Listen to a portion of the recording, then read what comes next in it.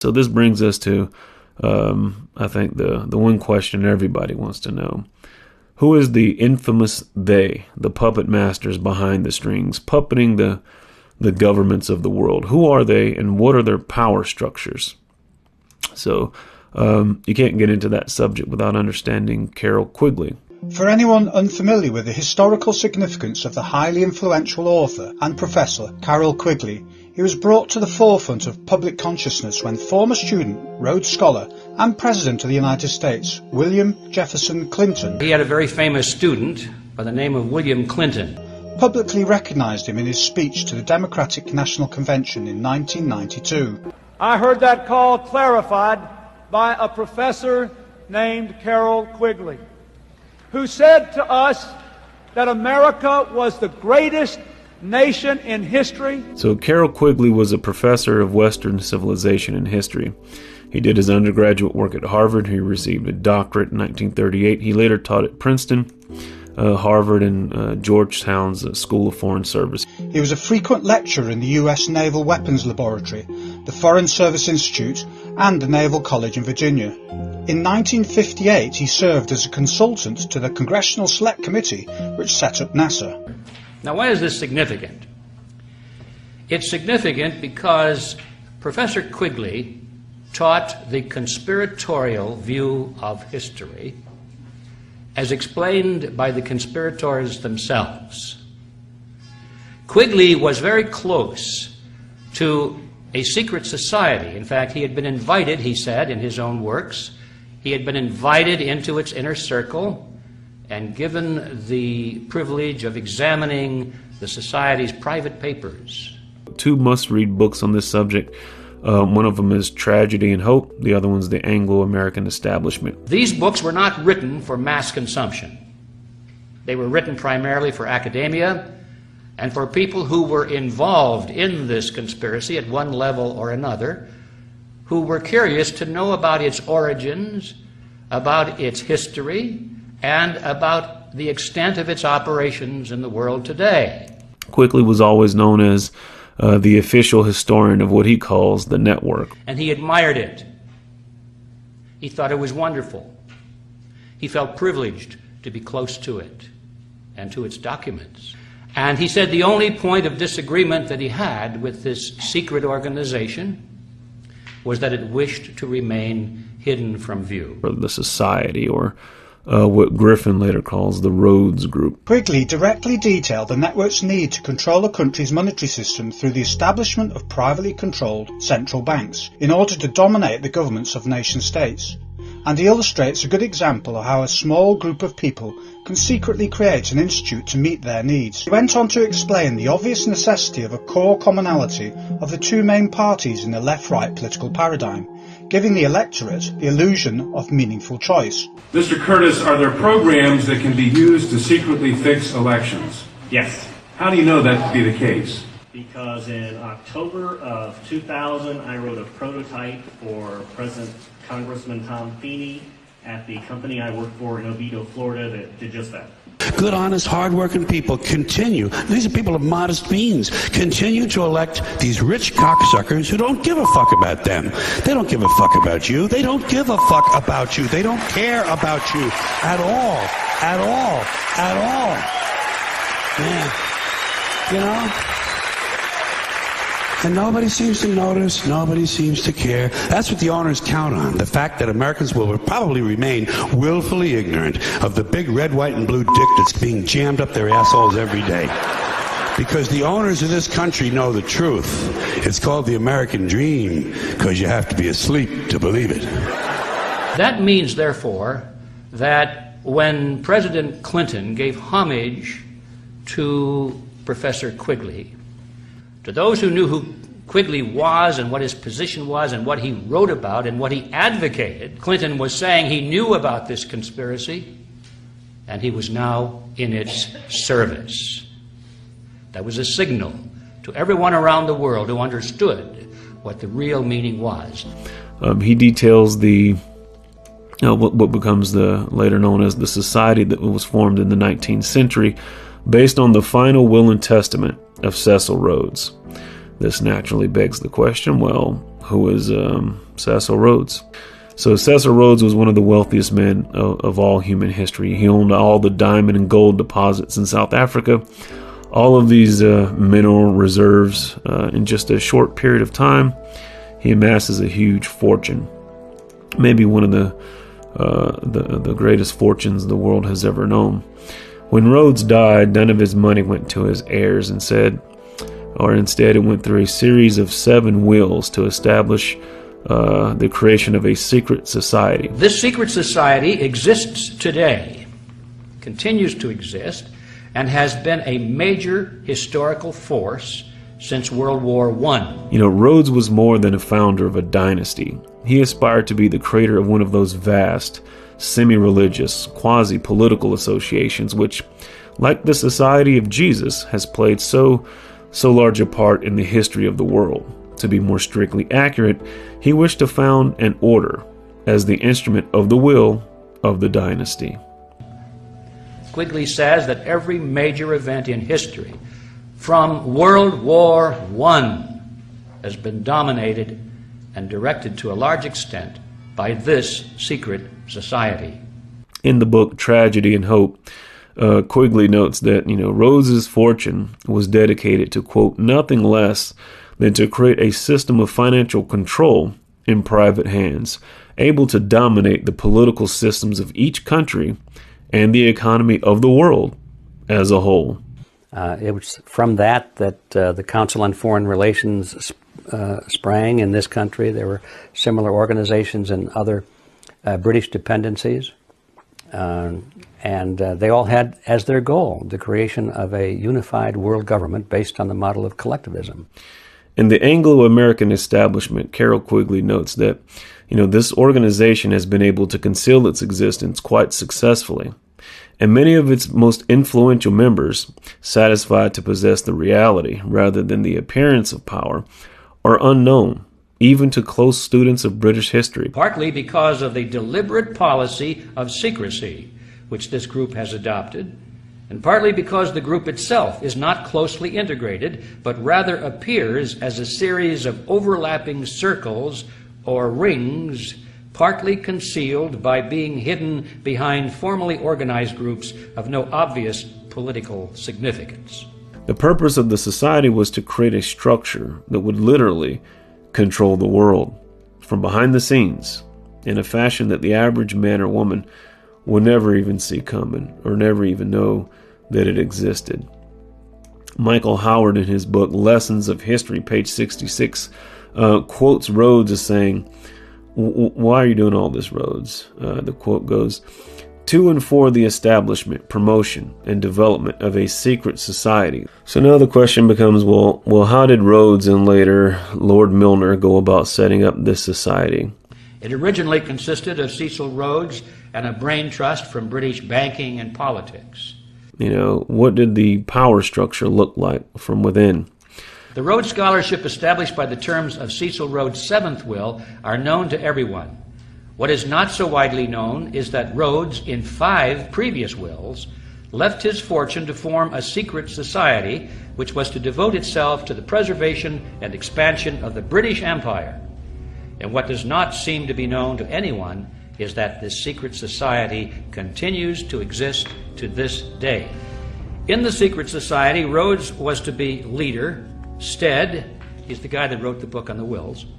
Stead, Brett, Lord Esher, and Milner were to form an executive committee called the Society of the Elect. Arthur, Lord Balfour, Sir Harry Johnston, Lord Rothschild, Albert, Lord Grey, and the others were listed as potential members of a circle of initiates, while there was to be an outer circle known as the Association of Helpers, later organized by Milner as the Round Table Organization.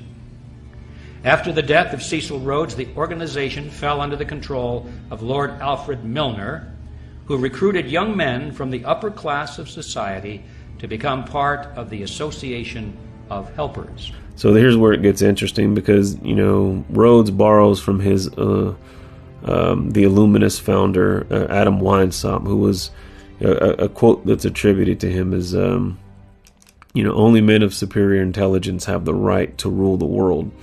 And so it was Weinstock who postulated this idea of rings within rings of power.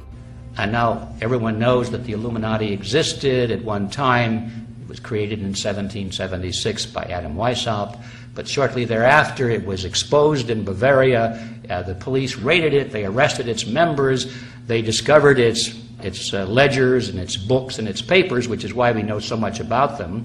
They're part of the public record now. We know what the Illuminati was trying to do and how they were structured and how they organized and so forth. When we realize that there are people like Cecil Rhodes who read Adam Weishaupt's work and said, hey, this is a good idea, let's use it.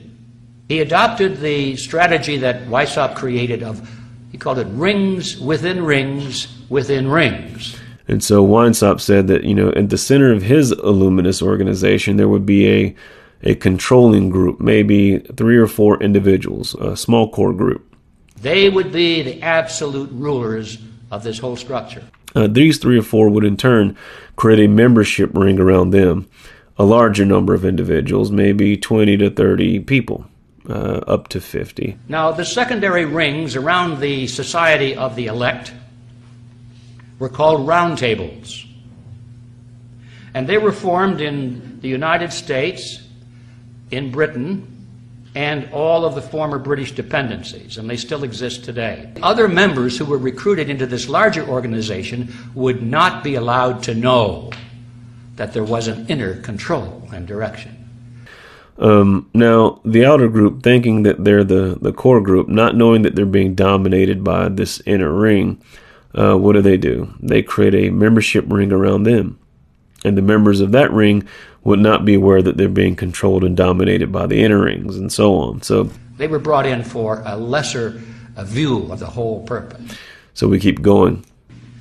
Around the round tables, a larger ring, a tertiary ring, was formed, and they called them front groups in a generic sense. Now that additional outer ring, thinking that they're the whole society, they then create a ring around them comprising thousands of people. And those people will not suspect that they're being controlled and directed by the inner rings. And then finally we get yet another ring of power created to reach out to the mass organizations, the mass membership groups, governments, and the general public. And this is what Weishaupt called rings within rings within rings. Cecil Rhodes thought that was a dandy idea, and so he adopted it as the structure for his secret society. So the idea is that, with just 1/10 of 1% of the population, you can control the entire world. By controlling the centers of power in any society, you let the people have their elected officials. After all, those are just members of the outer ring of power anyway. And those guys are all being controlled and manipulated by the inner rings. This group of elitist bankers and industrialists who get control not only of the banking system and the monetary system, but really our foreign policy and our government. I wrote a little speech and gave a speech right before I left Congress, and I said I don't think the members of Congress really know how little effect they have in controlling things. Really, and that means that the Congress itself doesn't have much control. The people don't have much to say about it either. The control of overall policy is really in the hands of a very small number of people who control all the administrations, all the appointments to cabinets, and certainly all the appointments to the Federal Reserve. The real owners, the big wealthy business interests that control things and make all the important decisions. Forget the politicians. The politicians are put there to give you the idea that you have freedom of choice. You don't. You have no choice. You have owners. They own you. They own everything. They own all the important land. They own and control the corporations. They've long since bought and paid for the Senate, the Congress, the state houses, the city halls. They got the judges in their back pockets. And they own all the big media companies, so they control just about all of the news and information you get to hear. They got you by the balls. They spend billions of dollars every year lobbying to get what they want. Well, we know what they want. They want more for themselves and less for everybody else. And so Weinstock envisioned a handful of people strategically placed in carefully controlled rings within rings of power. You can control the entire world. Big banking power structure seems to have control because they're on the inside and they have control of money and they know what policy is going to be down the road. Can you specify this structure, you're talking about this power structure? Well, the power structure basically is made up of a lot of very powerful business and corporate leaders in the country. And in particular, they have formed their organizations. They've been around for a good while, and they don't even hide it anymore. You know, the Trilateral Commission, as well as the Council of Foreign Relations. Remember, this is all described primarily by Professor Quigley, was outwardly modeled after the Jesuit order. Quigley was a great admirer of the structure of the Jesuits, and he decided to model his secret society after that structure. But at the deeper level, it was clear that he borrowed the structure from the Illuminati. And the people, the common folk, being controlled, will never know how any of it worked. You sneer every time you refer to this country. You've done pretty well here. I don't get it. No, you wouldn't. You're one of the ardent believers, a good American. Oh, there are millions like you. People that plod along without asking questions. I hate to use the word stupid, but it seems to be the only one that applies. The great masses. The moron millions. When you think about it, Mr. Kane, the competence of totalitarian nations is much higher than ours. They get things done. Yeah. They get things done. They bomb cities, sink ships, torture and murder so you and your friends can eat off of gold plate. It's a great philosophy. Perhaps I can get what I want then. Power. Yes. I want that as much as you want your comfort or your job or that girl. We all have different tastes, as you can see. Only I'm willing to back my tastes with the necessary force. And so this was their strategy from the beginning, and this is their strategy till this day. It has gained momentum through World War I, really got up to speed, and then finally in World War II, all of the major players on the world scene were talking about world government. They tried to do the League of Nations, that failed. Finally they created the United Nations, that stuck. And so now they're just trying to pump up the United Nations into the framework of the global government that they have always envisioned. You get these various rings within organizations like the Bilderberg Group. Forget the G7. If there's one party leaders want to be invited to, it's Bilderberg. That's where world leaders from politics to industry discuss. Well, we have no clue what they discuss because Bilderberg is an invite-only, ultra-secret conference where the press is not allowed, no minutes are released, and security is super tight. Or the Trilateral Commission, or the Canadian Institute of International Affairs, or the Royal Institute of International Affairs, or the controlling arm of the United States, which is the Council on Foreign Relations, or the CFR. Thank you very much, Richard, and I am delighted to be here in these new headquarters. I have been often to, I guess, the mothership in New York City, but it's good to have an outpost of the Council right here down the street from the State Department. We get a lot of advice from the Council, so this will mean I won't have as far to go to be told what we should be doing and how we should think about the future. The center of gravity, as I mentioned a moment ago, shifted eventually to the Rockefeller Group. Prominent among the organizations sponsoring the Miami event were the Council of the Americas, founder and honorary chairman David Rockefeller, the Americas Society, chairman David Rockefeller, the Forum of the Americas, founder David Rockefeller, the Institute for International Economics, financial backer and board member David Rockefeller, the Trilateral Commission, founder and honorary chairman David Rockefeller. Rockefeller's influence also extends to the current administration. He was chairman emeritus of the CFR when Vice President Dick Cheney once served as a director, a relationship that Cheney concealed during his congressional career. It's good to be back at the Council on Foreign Relations. As Pete mentioned, I've been a member for a long time and was actually a director for some period of time. I never mentioned that when I was campaigning for re-election back home in Wyoming. With centers of influence in such other organizations as the Bilderberg Group, the Trilateral Commission, and that sort of thing. We've all heard about these. And the goal shifted away from the control from the British Empire to a international control through something called the New World Order, is the phrase they adopted, with control primarily focused in New York, with the United Nations meant to be the hub of this global government. Arnold Toynbee, the famous British historian, philosopher of history, author of numerous books. He was a research professor of international history at the London School of Economics and at the King's College in the University of London International Affairs. He said, "I will hereby repeat that we are at present working discreetly, but with all of our might, to wrest this mysterious political force called sovereignty out of the clutches of the local national states of the world. At all the time we are denying with our lips what we are doing with our hands." It goes beyond one generation. It's transgenerational. In other words, it's not just one person's vision. The people that started it are long gone, but those who inherited it continue this dream. So how do you go about implementing communism worldwide, or better stated, how do you go about getting everyone to buy into these communistic ideas and silently convert everyone over to a communistic agenda? You can sell the idea as a great step toward brotherhood and a unified globe and so forth. They use all of these things to make it sound good, but when you start examining the actual policies that they're instituting, it's not so hot. You use two things: governments, that's your inroads, and collectivism, that's your ideology.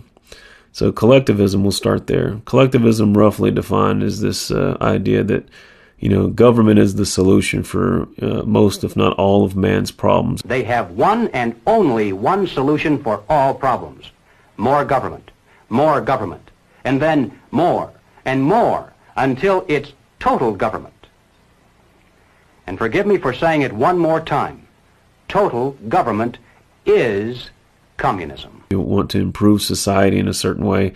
The solution should be through, government action, through coercion, using some sort of law to bring about change. If necessary, in the collectivist thinking, individuals or minority groups can be sacrificed for the greater good. Collectivism, as I've said several times, and that means it's all-powerful government. The state is preeminent, the greater good being for the greater good of the state, the organ as a whole, and not any one individual. And then there was the second branch that we opened with originally, Fabianism. Well, this is the branch of communism that is perhaps the least known in the Western world.